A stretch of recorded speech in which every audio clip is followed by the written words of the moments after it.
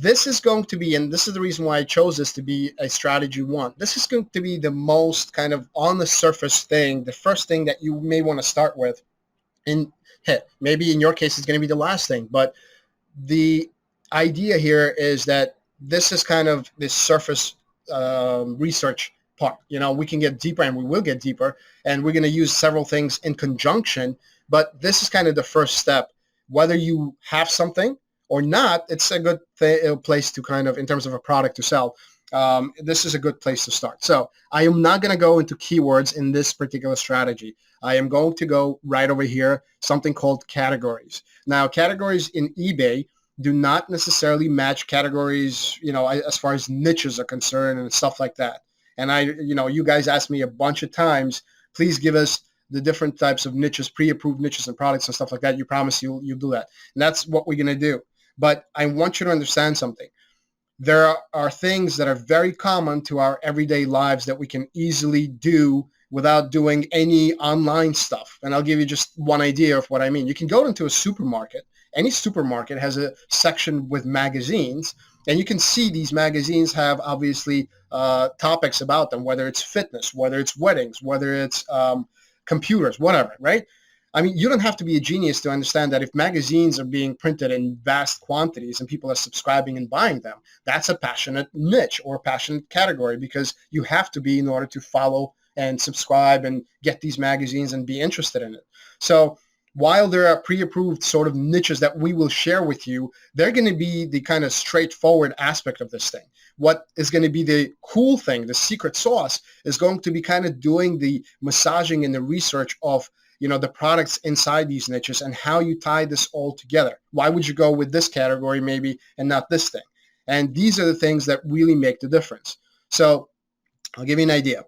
The first thing we're going to go to is literally look over all these categories, and you can jump into any one of them. So let's say baby, for example, right? That's a pretty big category, a pretty kind of broad category. We click on that, and WatchCount gives us all kinds of things. Now, you guys asked me a bunch of questions about what do I look at? Do I look at the watch count watchers, past sales? Is there a minimum number? So here's what I do. And this is not to say this is the only way to do this, but I will share with you several things that you can kind of keep your eye on.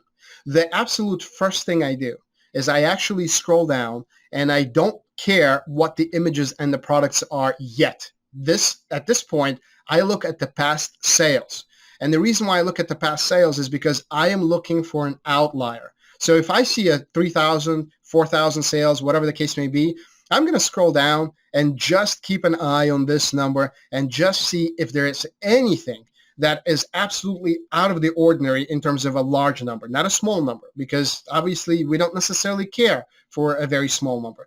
But maybe, and this sometimes doesn't happen, so, there's a number here that is going to be very much out of the ordinary. So I'm going to go and scroll. I don't care what the pictures are. I don't care what the items are. Right now, I am just trying to understand, as far as eBay goes, as far as watch count goes, is there anything of that nature?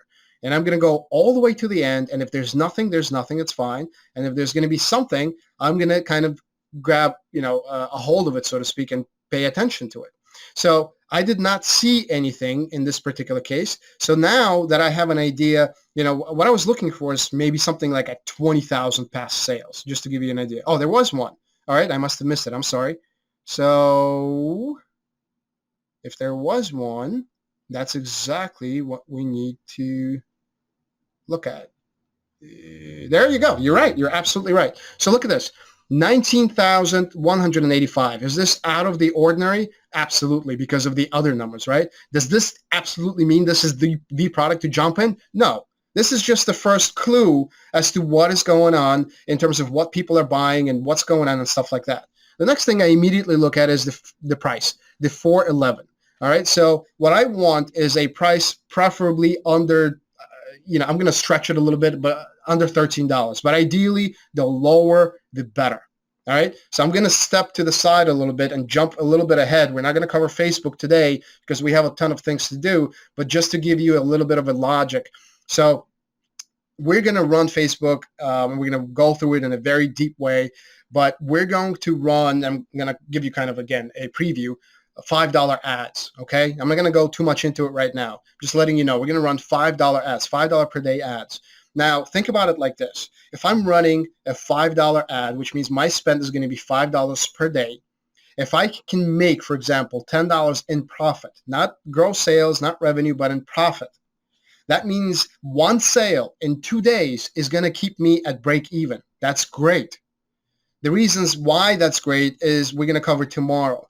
But just to give you a little bit of a sneak peek in terms of the logic as to how I'm thinking. That doesn't mean that if the product is $10 or $13 at cost, that, it's a no-no, because you could sell it maybe at $20. And it also doesn't mean that if you're not making, let's say, the $10 profit, it's also a no-no. I just wanted to give you a kind of a general overview as to the first level of thinking that I cover in terms of when I look at these things.